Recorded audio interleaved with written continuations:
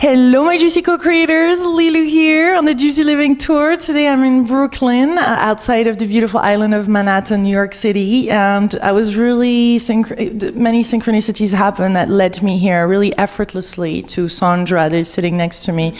And I just feel we're meant to have this conversation and share that with the world, whatever will come out of it. I've heard of you through Karina. There's some amazing healing work that you do, a lot more actually. Healing is probably not big enough. We're at the, where are we right now? It's called the Life Changing Center. So it's really Life Changing Healing Center. In Brooklyn, Park Slope, Brooklyn. So it's really, we're going to talk about that. We're going to talk about life-changing, life transformation and healing. You used to be a corporate lawyer. Yes, that's true. And and now here you are, healing people, helping them. How did you explain, this is a beautiful transition. I feel a lot of people right now are going through those transitions, have a regular job or an amazing job, but that pays the bill. But a lot of us feel like we have this passion and we want to live fully our purpose. And you did that jump. So I'm very interested to hear what happened there and how it all came together. Well, you know, I was a corporate lawyer, sort of following the regular path. My father was a lawyer, my sister was a lawyer, my brother-in-law was a lawyer, my uncle was a lawyer. So there you go. And, you know, it was a great job. It was, you know, considered one of the best law firms in the world. And I was there for 2 years, and I knew that if I stayed there, I would get sick, because I really, it was like killing me. And so, so I didn't have a choice. I had to quit. And I had decided when I first became a lawyer to not change my lifestyle from when I was a student, because I didn't want to get in that trap of when you have to stay in the job that brings in the money, because so many people that I worked with at the law firm were in that sort of trap. It's like this hole that people dig for themselves. And so I was determined not to do that so that I had more flexibility. And so I felt like I didn't have a choice, and so after about 2 years, I just quit. And you know, it's a huge law firm, but the people that I knew there, so many people came up to me and just like they looked like they were almost in tears, saying, you know, you're so lucky that you're leaving. Like, not to diminish the law firm, it's a great law firm, and I'm grateful to them, but you could just see it in people's faces that they really wish that they could leave. And you know, and I would just say to them, but you can leave, you know, leave. And I think one of the big things for people was that if they didn't know what they were going to do next, a law firm like that has a lot of A-type personalities, and so if they don't know what they're going to do next, that's scary to them. And I found that that's also the most challenging part of making a life change, is figuring out what you want to change to. You know, like, it's easy to know what you don't want to do, but sometimes it seems harder for people to figure out where they want to go next. You know, either way, it takes courage. It took you courage to start something. How did it unfold from that moment where you decided? Did you already know what you were going to do exactly and how, and start a practice, or? I had no idea. I took a year off from working and wrote a screenplay. And then then I did need some money, so I worked as a temp lawyer, which is a great thing in the city that you can do that. And while I did that, I pursued acting. And I loved acting, but I'm sure I did it in another lifetime, but it just wasn't my destiny in this life. So I had no idea what I was going to do. I've always just been very trusting. You know, if you're open to the messages and guidance that the universe is trying to give you, you'll hear it. The only time you don't hear it is when you're closed off to it. So I've always trusted that. And so I just, at one point, I just sort of talked to my sort of guides or whoever's running this show. And I said, please move me as quickly as possible on my spiritual path without going crazy, because you can move too fast sometimes. And I sort of got led to go to a spiritual fair, an expo in Manhattan, the New Life Expo, which I think is a great service that it provides. And I just went there, and there was only one booth that I was attracted to. It was this lovely little woman offering DNA activations, it was called back then. And so it was funny because she wanted to go through this whole spiel to tell me about it, and I'm like, shush, you just do it. I'm ready, just do it. Wow. And it really opened me up, like energetically. I was walking through the expo the rest of the day like not fully on this dimension anymore. So what do you think? What happened there? What do you mean by DNA activation? Let's just be sure that we're all understanding this properly. DNA activation, it's something I used to offer here at this center, but I've sort of moved on from it now. It's wonderful. It's like a healing spiritual process that brings out a lot of your potential. And on a spiritual level and energetically, it activates your DNA. So like scientists probably wouldn't really agree with it. They would think it's silly, but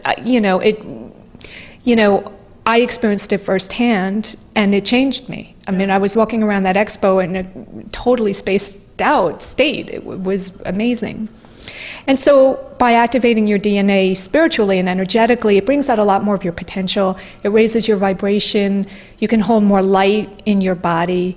And it really helps you move further along in your life, really, on any level, whatever you're focusing on. And so I did it. I loved it. And so that very weekend, I took a class with that woman. And then I decided to go out to the school where she learned how to do these things. And it was very opening. It was just heart-opening and eye-opening. And what I realized was it was what my soul was looking for my whole life. And then when I got back from that school, I went out there for like a week. I got back, and I actually was able to support myself offering healing work it was either 3 weeks or 3 months when I got back. Which that's a little unusual. It should do that. And so I know it was just because it was my path. I was supposed to offer healing sessions, and so when I finally got on track, when the universe finally got me on that path, it really opened up very quickly. Mm-hmm. And so it just unfolded from there, and and then I opened this healing center, and I don't feel like I do anything. Mm-hmm. I actually am not the doer of any of it, which is probably why it helps people. If I was doing it, it wouldn't help that much. But it's because I really am very clear that it's just the universal energy source, whatever your belief system is, coming through to help the person. Mm-hmm. And that energy can do anything, just about anything. How do you facilitate that? How do you remove yourself or your personality, your identity out of the way so that you can be there at service? Because you're really all about being at service. Totally, it's all about service. Well, I think the main way is to be really clear and not just pay lip service to it, but to actually know for real that you're not the doer. Like, a lot of people say that because that's a spiritual teaching, but they either just don't understand it yet, or they really don't care. They're just saying it, but they think they are the doer. And I don't know, I know I'm not the doer because I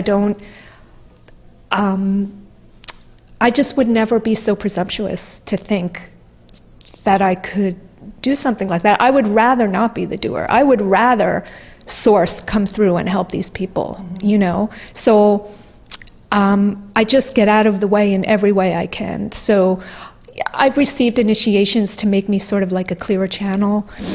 I've received a lot of healing. It's an ongoing process, raising your vibration through initiations and healing so you become a clearer and clearer channel. It's like peeling off the layers of an onion. And so I just keep moving forward with that so that I can be of greater service to people, because the clear channel that I am, the clear channel that I become, the more I can get out of the way, you know? And plus, it's also what really helps is experience. When you start seeing these things happen and you know there is no way on God's earth that you could do that. I don't do that. You can't like argue with your own firsthand experience when you see lives transform and how much people's lives are changed for the better and their whole family's lives. And it's just, you know, it's overwhelming. Like, I don't want to be the doer of that. Yeah. It's too overwhelming, and I'm not. So. Yeah. So that goes through, you cut some emotional cords, what are the different, not modalities, but things that happen there in that space? Well, it really just is whatever would best serve the person at that time, depending on what they're going through in their life. So, yeah, there's something called emotional cord cutting, which is very freeing. It's really a wonderful thing. I always joke that everybody on the planet should get an emotional cord cutting, and the planet would be a much better place. Because the emotional cord cutting, it helps you to release connections and situations from the past. And so it's just like we carry around so much, you know, baggage, everybody calls it, and energy that just weighs you down from the past. And you think these people are not in your life anymore, but energetically you actually have a cord from you to them for many years after you think they're not in your life anymore. You get rid of those cords and oh my gosh, it's so freeing, and you stop feeding out your energy to all those people, because we feed out energy through all those cords, especially for women. We really feed out energy through those cords. So that's very empowering. So how does that look like? It's like energy fields that are linked, and by just cutting those, then you don't feel as much the person in your life, or you just freer, or how do you explain that so physically we can understand it, or an earthly way? Well, it's when you make a connection with somebody, an actual energy cord gets formed between you and that person. So if you've never had a cord cutting, you could have hundreds of these cords, because they form all the time. The only cords that you really should have, ideally, which is really never the case, but ideally is really between a child and their mother. We don't need any of the other cords. But through this process, every cord is removed. They're actually literally just cut with a ceremonial knife, basically. And what happens is the people that you want to remain connected with, that you're going to form a cord with anyway because you're so close to them, that cord reforms, but with new energy. And so you get to really start over energetically with the people that remain in your life. And then all these people that you may not even remember, but you're drained by it, that stops. The draining is gone because those cords are gone. And it really, it helps people to move forward from just experiences that are sort of, you know, plaguing them, and connections that are difficult, and it just helps you to leave all of that behind. And it really, really helps you to have more of your own energy, so that you can be more effective in the work that you do in the world, and the service that you do in the world. You know, you don't want to be drained by other people, because you want to go forward and be who you can be, you know, to be the best you can be. And it's just, that's just a great tool that helps people do that. But, you know, there's a number of different healing systems here. The Rising Star healing system is wonderful, and there's healing classes and initiation classes, and but what it's all really here for is to help humanity move forward. I mean, I feel, like I'm sure all people in service feel, I feel very honored to be able to offer this to people, because I can see people move forward from these things. And it's, you know, it's overwhelming, it's wonderful. And so everybody on the planet who's doing this work, and you doing the service that you do, you know, you're the eyes for the world, for everybody who watches your videos. And, thank you. You know, and it's just, it's an honor for all of us to be working together in such a pivotal time in humanity's history and on the planet. You know, and so all the healing sessions that we offer here, they're very pure.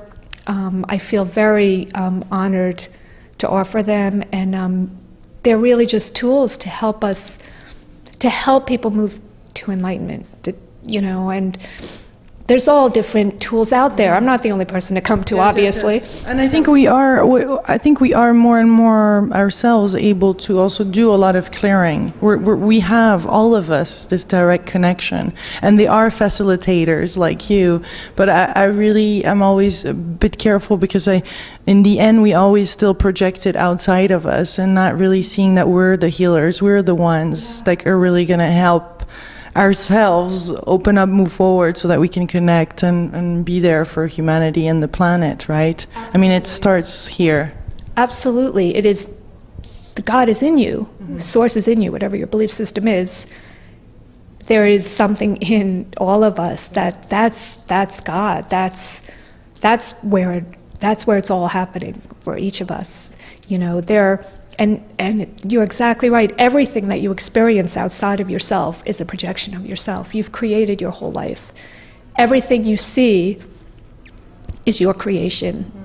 And so, absolutely, and the more you can get in touch with that inner God, source, you know, the more you can move forward, the more you can heal yourself. You know, and then the more you've moved forward, the more you can help others move forward as well. And you can be, the more you heal and move forward yourself, the more you can help others. And those others also, you know, it's in them. But as you say, sometimes people need some assistance. And so Source works through humans, Source works through animals, Source works through everything. And so sometimes Source will guide a person to get a little boost. But they're healing themselves. It's not the healer or, you know, or anything like that. Because the healing is really also in proportion, isn't it, to the own person's openness and readiness, right? Because I bet you experience some blockages or some people where you don't see that flow as freely as on some others, no? Some people won't allow the healing to come to them. Sometimes people will come to a healing workshop and something will be lifted off them, like even something like cancer could be lifted off a person in a healing workshop. But by the time they leave the room, it's back, because they've called it back, because they don't believe that it could leave like that. And, you know, I mean, on the one hand, it's sad, but at the same time, we have to have detachment, because it's free will.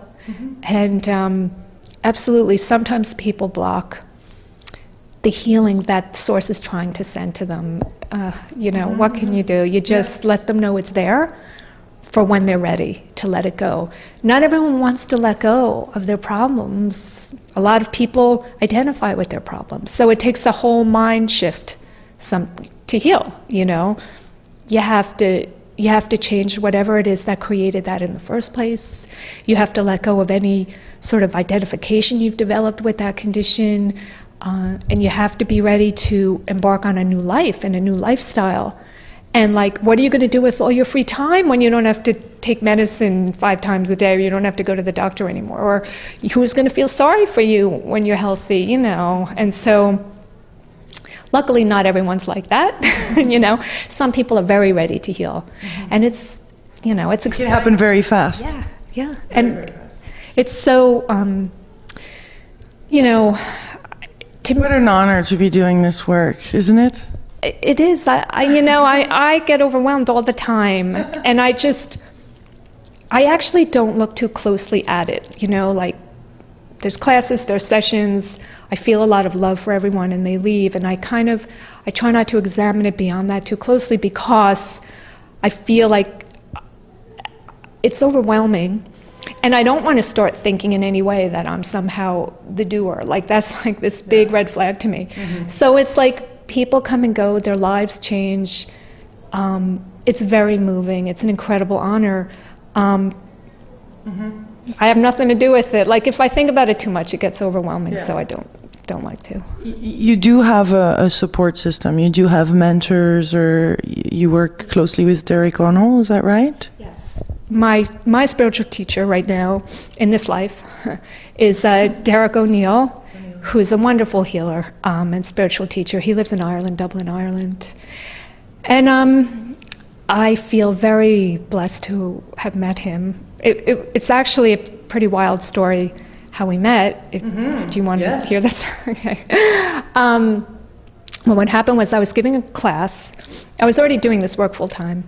And Satya Sai Baba, who's a enlightened being who used to live in India, he just left his physical body, just died. But I was giving a class and his voice came into my head. And I feel energy. I don't really hear stuff. I don't really see stuff. I just am a conduit for energy mostly. But I heard this Indian voice in my head, and there was like no denying it. And he said, "You need to come see me." and you know, I was like, I think I just heard Sai Baba in my head. And then like a week later, the same voice came into my head and said, "You need to come see me now." And I told my friend, and she said, "You have to go to India, like Sai Baba, if he calls you, you go." I didn't even know who he was. I mean, I just knew he was an amazing being in India, but I didn't know anything more about him. I didn't consider myself a student of his or anything. And when he wants you to come there, you get there very easily. If it's not your time, you'll never get there. I had a very easy time getting there. In fact, 2 people I knew were on the same flight going to his ashram, which I didn't know. So I got there, and it was beautiful, really, really opened my heart. It was an incredible experience. I was there for about 10 days. So I came home, and a friend of mine at the time asked me to do a booth at the New Life Expo with her, the same expo. And, you know, I still had jet lag. I mean, I just got back from India, so there was no way I would do this booth, except that my friend asked me to. And she said, you know, the expo kept calling her and offering her a booth at a lower and lower price. And, like, I don't think the expo calls people. I think you call them normally, I think. And so she said at some point it dawned on her that somebody really wants her to do this booth at this expo. And she said the only person she really thought to do it with was to ask me to do it with her. And so at that point I was like, I have to do it. And so we did this booth at the expo. At the same time, Sai Baba came to Derek, who Sai Baba is Derek's teacher, and said to Derek, you need to go to America, you need to go to New York. He had never been to America before. So he came with his wife and was guided to go to the expo. And he came to the United States to meet 2 people. And it was myself and some other guy who didn't meet with him. So too bad. It's unfortunate for him. Yeah. And so Derek and his wife were at the expo, and basically they split up, and then separately at the exact same time, they just both stopped in front of our table. And I saw him walking down the aisle, and I knew he was coming to my table, and it was an inner recognition that I didn't know. I never met him in this life before. But his energy is incredible. He's a very pure soul. And so my friend and I were totally blown away, but we were like, you know, every once in a while at this expo, you meet one of these really special spiritual people, and we were like, okay, that's the special one for this expo. It was amazing meeting him. And, you know, we were talking for 2 hours, but actually I thought we were talking for 5 minutes.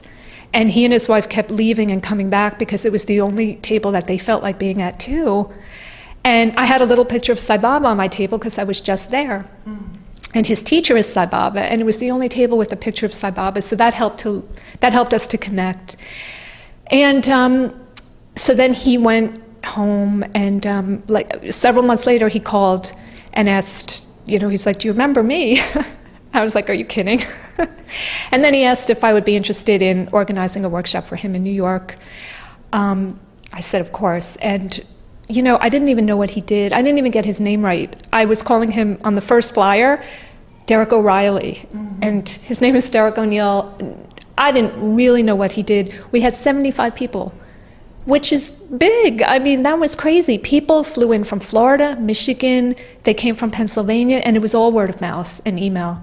And And then it just grew from there. And now Derek, he's a very widely known spiritual teacher. He goes all over many different parts of the world to give these incredible healing classes they're called More Truth Will Set You Free. And they're very healing, very supportive. They're really wonderful. But that's, that's how I met him, and we've been working together ever since, and he's been my teacher ever since. And I feel very, very lucky to have met him in this life too. I mean, if you're on a spiritual path and you're lucky enough to have a spiritual teacher, that's a huge gift. That's God's grace. Mm-hmm. If you're lucky enough to have a spiritual teacher who's alive in physical form, that's huge. That's a very big blessing, huge blessing. And so as it turned out, Derek and I have worked together many, many lifetimes, and preparing for this lifetime, because this is the time when humanity's really going to finally become enlightened and move forward. And so, I feel very, very honored to work with him. And, he comes to New York and other parts of the U.S. and gives this wonderful workshop. And so, he is an amazing support system. Mm-hmm. He started a humanitarian organization called SQ Worldwide.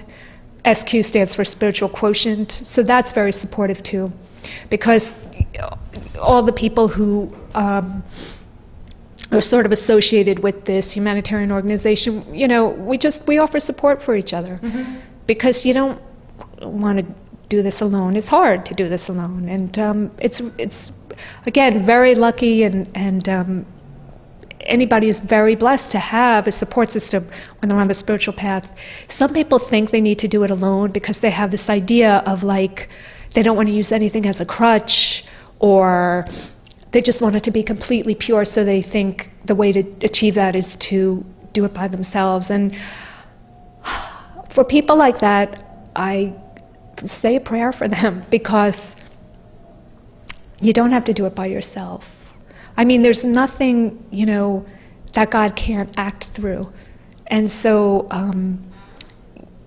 a support system is really, it's quite important. You can feel very lonely, and it can be tough to move forward spiritually without other people who are going through the same thing.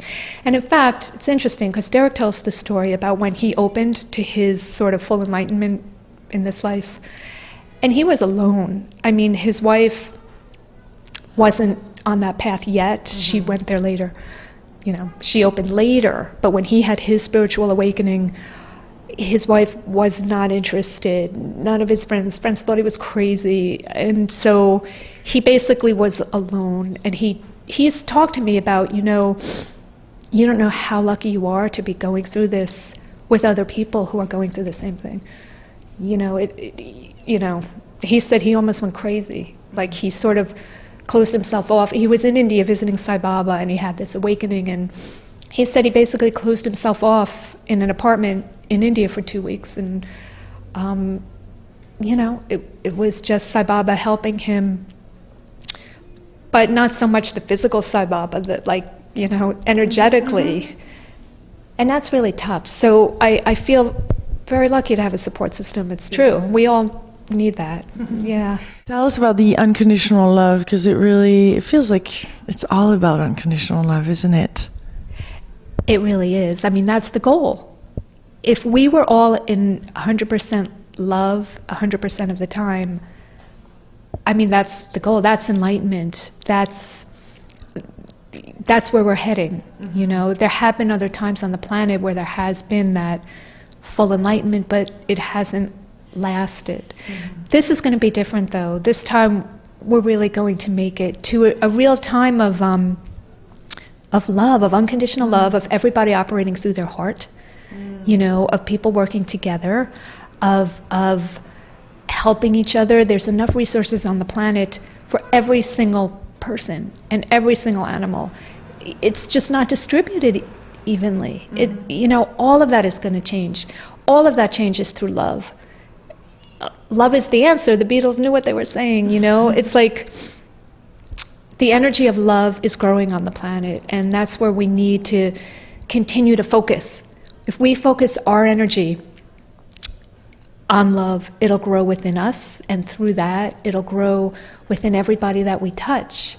So, you know, as we become more fully in our hearts, more fully in unconditional love, we will create our world around us to reflect that, and then those worlds of all those different people will come together, and it will just grow exponentially. It's that exponential thing when enough people shift, it tips the balance and everybody will shift because it changes the energy on the whole planet.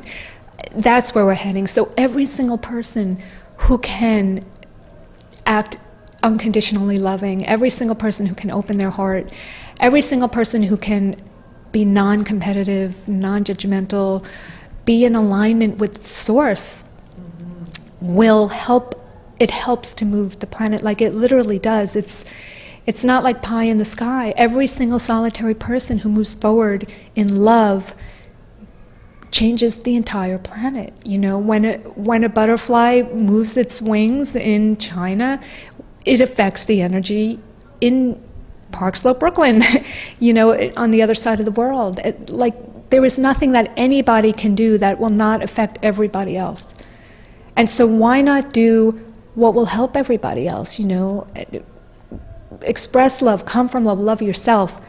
That's the first thing. Love yourself, and that's important. If you don't love yourself, you can think you're giving love to other people, but you know, and then that's a wonderful intention, but love yourself and you can help so many more people in that way. Yeah. I read that now pink is your favorite color. That represents unconditional love? It does, but I didn't know that at the time. It used to be yellow for my whole life, and then when I started working with Derek, it shifted to pink, and it's the color of unconditional love. I love just everything pink. I just love to be surrounded by pink. It feels so good to me, and that's the color of love. Yeah. Beautiful. Well, thank you for this this joyful, delightful, blissful experience with you today. Thank you. It was such a joy meeting you, and it worked out so synchronistically that we were able to do this today, and I really appreciate it. I really appreciate the work that you do and the service that you do. It's obvious that you come from your heart and that you put love into what you do, and I just want to thank you for that. So. Thank you. Thank you. And thank you, my beautiful co-creators, for being part of this amazing Juicy tour. My goodness, I love you. Bye. Love you. Much love from Brooklyn. Love you. Bye from Brooklyn.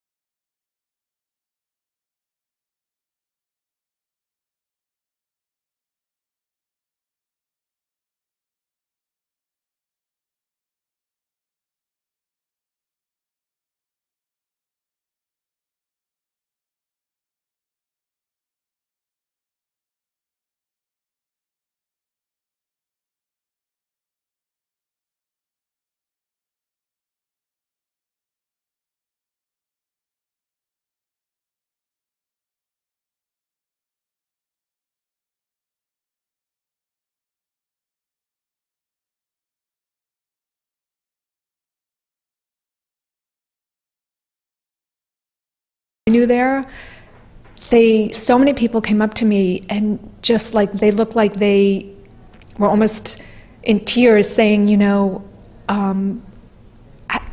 you're so lucky that you're leaving. Like, not to diminish the law firm, it's a great law firm and I'm grateful to them, but you could just see it in people's faces that they really wish that they could leave.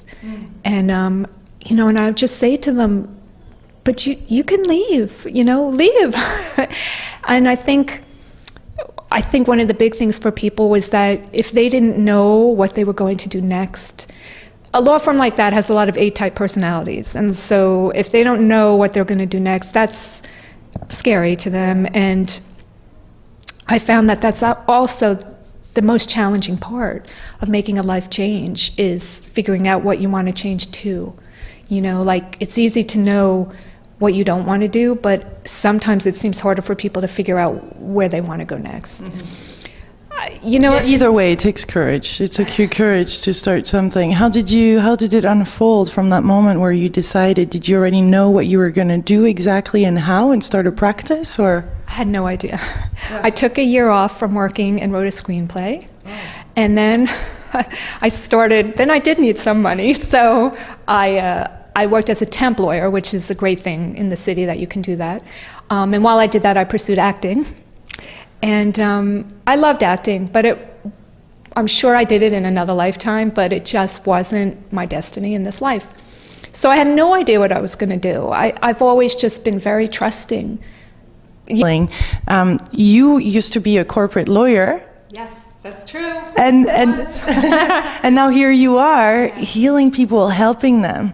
How did you explain? This is a beautiful transition. I feel a lot of people right now are going through those transitions, have a regular job or an amazing job, but that pays the bill. But a lot of us feel like we have this passion and we want to live fully our purpose. And you did that jump. So I'm very interested to hear what happened there and how it all came together.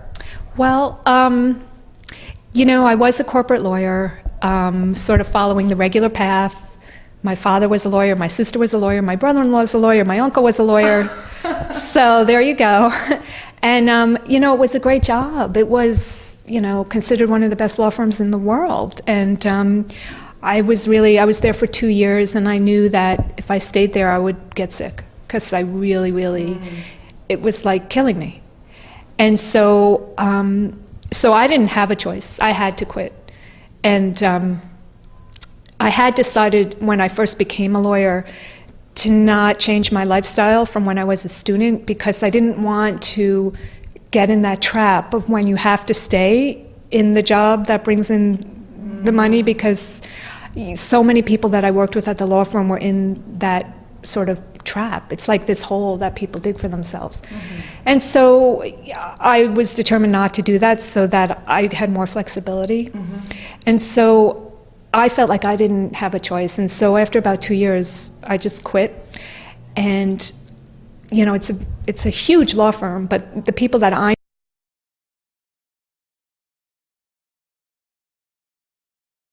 Hello, my Juicy co-creators. Lilu here on the Juicy Living Tour. Today I'm in Brooklyn, outside of the beautiful island of Manhattan, New York City. And I was really, many synchronicities happened that led me here really effortlessly to Sondra that is sitting next to me.